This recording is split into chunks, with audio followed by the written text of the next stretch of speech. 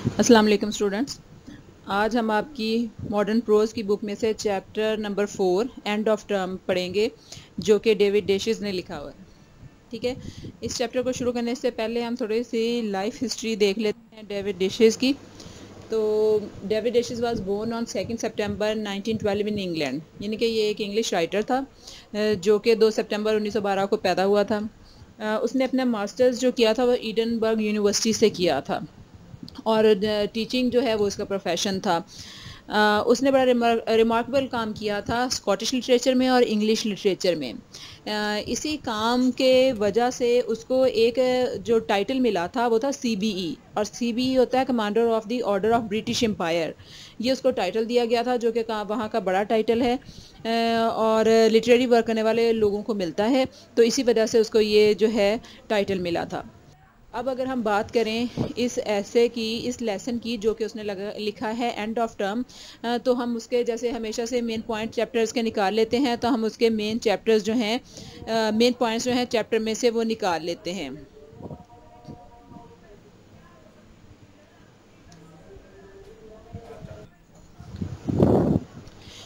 ये जब लेसन जो है शुरू होता है तो सबसे पहले जो राइटर है वो एक बुक का रेफरेंस देता है जो कि किसी स्कूल टीचर ने एक ज़माने में लिखी थी, और उस बुक का नाम था फ्राइडे थैंक गॉड। मतलब अगर हम इसको ट्रांसलेट करें, इसका मतलब है कि खुदा का शुक्र जुम्मा तो आया, यानी कि छुट्टी के दिन की बात हो रही है। तो सबसे पहले वो इस किताब का जिक्र करता है। वो कहता है कि क्योंकि ये बेसिकली ये जो ऐसे है ये ऑटोबायोग्राफिकल ऐसे है। ऑटोबायोग्राफिकल ऐसे का मतलब ये है कि जो ऑथर है उसने अपनी लाइफ के बहुत सारे इवेंट्स जो हैं इसमें डिस्कस किए हैं। उसने अपनी लाइफ के छोटे छोटे माइनर जो इंसिडेंट्स हैं वो बताए हैं जो उसके दिल के करीब हैं और जो उसको याद हैं। यहाँ से हमें जो राइटर है उसकी शार्प मेमोरी का भी पता चलता है कि उसने कितने माइनर इवेंट्स हैं कुछ जो उसने इसमें डिस्कस किए हैं। अपनी छोटी छोटी फीलिंग्स और अपनी छोटी छोटी थॉट्स जो थी उस वक्त उसकी थी वो अब हमसे शेयर कर रहा है। तो उसने सबसे पहले एक बुक का रेफरेंस दिया, जैसे कि मैंने आपको बताया, जिसका नाम फ्राइडे थैंक गॉड था। वो कहता है कि ये भी कुछ इसी तरह से लिखी गई है जैसे उसको छुट्टी का इंतज़ार होता था, इसी तरह से उस लिखने वाले को भी शायद छुट्टी का इंतज़ार था जिसने ये ऐसे लिखा। तो ये जो ऐसे हम पढ़ रहे हैं एंड ऑफ टर्म, ये जो राइटर है ये एक्सप्रेस कर रहा है उसकी थॉट्स को कि वो क्या सोचता है आम स्टूडेंट्स की तरह से, कि जो एक आम स्टूडेंट जो है जैसे उसको छुट्टी का इंतज़ार होता है, क्योंकि बच्चों के लिए जो छुट्टी है वो बड़ी अहमियत की हामिल होती है। जब हम अपने स्कूल या कॉलेज लाइफ में होते हैं एज अ स्टूडेंट तो बच्चे छुट्टी को एंजॉय करते हैं, तो वो भी अपने जो है अपनी फीलिंग्स जो हैं, अपनी सारी के सारे एक्सप्रेशंस जो हैं वो यहाँ पर शो कर रहा है इस ऐसे में।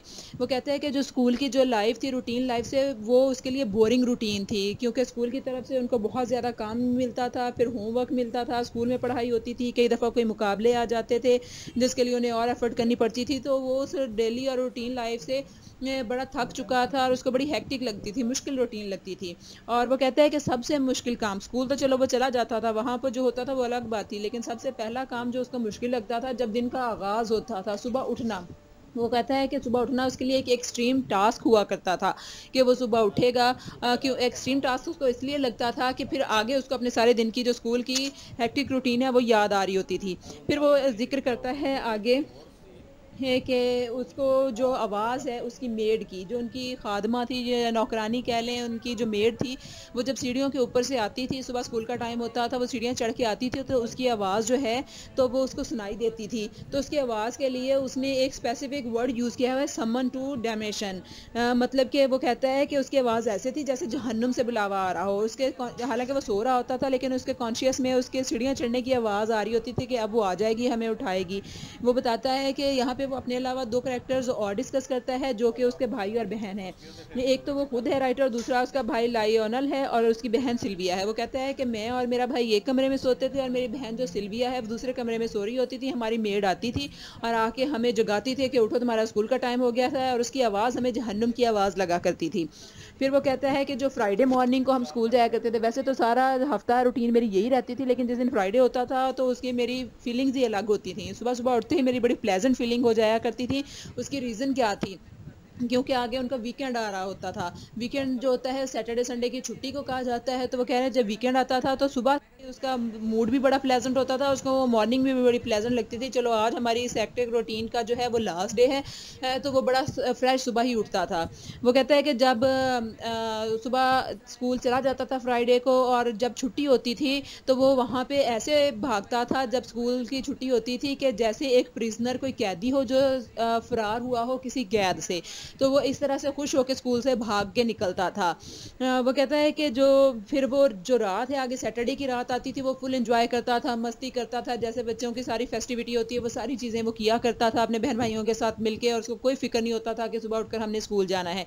लेकिन उससे अगले दिन जब संडे नाइट आती थी तो वो उसके लिए एक डरावना ख्वाब बन जाती थी कि ये अब संडे नाइट आ गई है, अब मैं सोऊंगा, सुबह मंडे मॉर्निंग है, फिर वही सारी रूटीन होगी, वही जहन्नुम के बुलावे वाला सीन होगा और उसको स्कूल जाना पड़ेगा। फिर वो कहता है कि वो ये रूटीन चलती रहती थी, तो फिर कई दफ़ा ऐसे हो जाता था कि बड़ी खुशी का बायस बनती थी जो बात उसके लिए, वो होती थी अनएक्सपेक्टेड हॉलीडेज़ या हाफ डेज़। वो कहता है कि जब अगर कोई इमरजेंसी हो गई है तो स्कूल में किसी वजह से अनएक्सपेक्टेड हॉलीडेज़ आ गई थी, तो वो उसके लिए एक बहुत बड़ा प्लेयर था, बड़ी खुशी की बात थी। वो कहता था कि शुक्र है कोई छुट्टी आई है, हाफ डे हो गया, किसी वजह से स्कूल में कोई इवेंट ऑर्गेनाइज करना पड़ गया, या कोई क्रिकेट का मैच, फुटबॉल का मैच आ गया जिसकी वजह से अचानक से हाफ डे हो गया। और ये आज भी बच्चों के लिए बड़ी फेस्टिविटी होती है, बच्चे बड़े खुश होते हैं इस चीज़ से जब सडन उनको हॉलीडे मिलती है या हाफ डे मिलता है। तो वो सेम सिचुएशन अपनी डिस्क्राइब कर रहा है कि उसके साथ भी यही होता था। फिर वो कहता है कि उसको इंतज़ार होता था एनुअल मिड टर्म की हॉलीडेज़ का। वो कहते हैं एनुअल मिड टर्म्स की जो हॉलीडेज़ हैं वो उनको 2 दिन की हॉलीडे हुआ करती थी, लेकिन अगर उसके साथ कभी मंडे मिल जाता था तो फिर उनको 3 दिन की हॉलीडे बन जाया करती थी, जिससे उसका लुत्फ जो है दुबाला हो जाया करता था। फिर वो अपनी क्रिसमस और ईस्टर की छुट्टियों की डिस्कशन करता है। वो कहता है जब ईस्टर और क्रिसमस की छुट्टियां आती थी तो वो कई दिन पहले से उसका इंतज़ार करना शुरू कर देते थे। फिर वो बड़ा डिसअपॉइंट होकर हमें बताता है कि क्रिसमस और ईस्टर की जो छुट्टियां हैं पहले उनको 3 हफ्ते की हुआ करती थी, फिर उन्होंने कम करके उसको 2 हफ्ते की कर दिया, और फिर आखिर में जो फाइनल छुट्टियां उनको मिलती थी वो 10 दिन की मिलना शुरू हो गई, जिससे वो बड़ा सैड फील करता था। वो और दूसरे स्टूडेंट्स भी उनका भी शेयर करता है। फिर वो यहाँ पर एक वर्ड यूज़ करता है द हॉलीडे। द हॉलीडे का वर्ड यूज़ करता है वो किसके लिए? समर हॉलीडेज़ के लिए। जैसे कि समर हॉलीडेज़ आज भी हमारे बच्चों के लिए बड़ी अट्रैक्शन का बायस हैं, तो तभी उनके लिए भी हुआ करती थी। वो कहता है कि समर हॉलीडेज़ कुछ ऐसी होती थी जो 2 मंथ्स या 2 से ज़्यादा मंथ्स की होती थी, तो जिसमें उसकी कोई पढ़ाई नहीं होती थी, कोई डल और बोरिंग रूटीन नहीं होती थी, अपनी मर्ज़ी से सोते उठते थे, किताबें वो साइड पे कर देते थे। तो वो इसलिए इन हॉलीडेज़ को वो द हॉलीडेज़ का नाम देता है। वो कहता है वो इसका शिद्दत से इंतज़ार करते थे, और ये जो समर हॉलीडेज़ हैं उसको वो too good to be true के सही मानों में जो अच्छी छुट्टियां हैं वो उनको समर हॉलीडेज़ को कंसिडर किया करता था। बाकी सारी वो छोटी मोटी जो छुट्टियां हैं उसके लिए वो जो है वो इतनी अट्रैक्शन का बायस नहीं रहती थी जितनी वो समर वेकेशन का इंतज़ार किया करता था। वो कहता है कि फिर वो डिस्कस करता है कि छुट्टियों के अलावा भी बंदों की कुछ ऐसी विशेज़ होती हैं लोगों की जो ज़िंदगी में पूरी नहीं होती।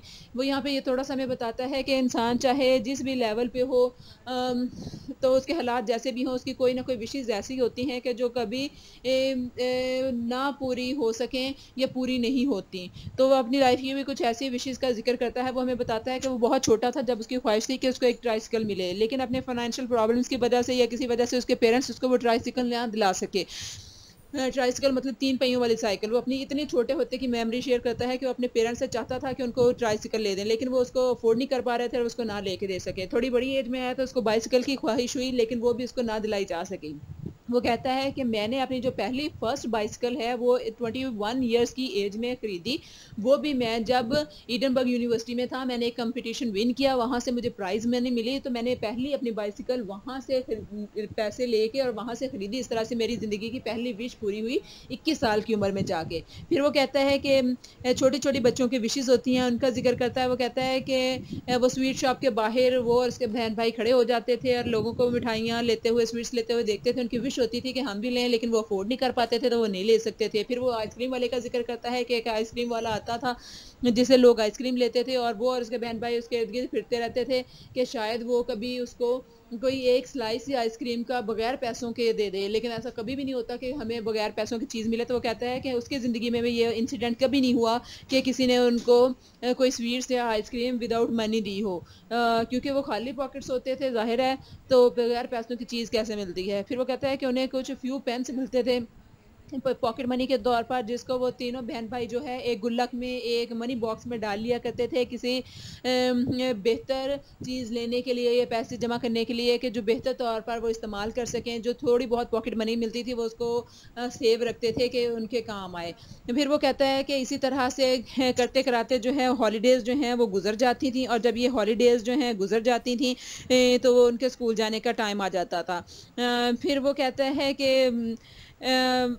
स्कूल का जो छुट्टियों का टाइम है वो ख़त्म हो जाता था और दोबारा उनको जाना पड़ता था। एक वक़्त ऐसा भी आता था जब वो कहते हैं कि वो अपने सूटकेस के साथ वो एक ज़िक्र करता है फ़ील्ड नंबर 6 का, पास नंबर 6 मिलर फ़ील्ड का, कि एक टैक्सी आती थी जिसको एक पैलेस के तौर पर वो समझता है कि वो एक टैक्सी बड़ी शाहाना किस्म की होती थी, और वो गाड़ी जो है उसको बड़ी शानदार लगती थी वो टैक्सी।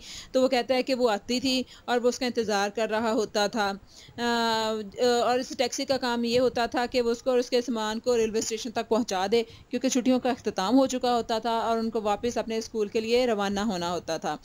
तो इस तरह से ये, क्योंकि एक ऑटोबायोग्राफिकल ऐसे है और राइटर ने बड़ी खूबसूरती से अपने छोटे-छोटे इवेंट्स को डिस्क्राइब किया है। तो ये इसके सारे मेन पॉइंट्स हैं। अगर क्वेश्चन किसी भी किस्म का आ जाता है तो सारे हमने डिस्कस कर लिए हैं, आप इजीली इसको अटेम्प्ट कर सकेंगे। और अब आपका होम टास्क ये है कि आप लोगों ने इन सारे मेन पॉइंट्स को इकट्ठा करके एक समरी बनाने की कोशिश करनी है, कि आप इसकी एक समरी बनाएं और उसको नोट डाउन करें ताकि ये पॉइंट्स जो हैं आपको क्लियर हो जाएं। ठीक है, आज के लिए इतना ही। कल के नए लेक्चर के साथ आपके सामने फिर हाजिर होंगे। तब तक के लिए अल्लाह हाफिज़।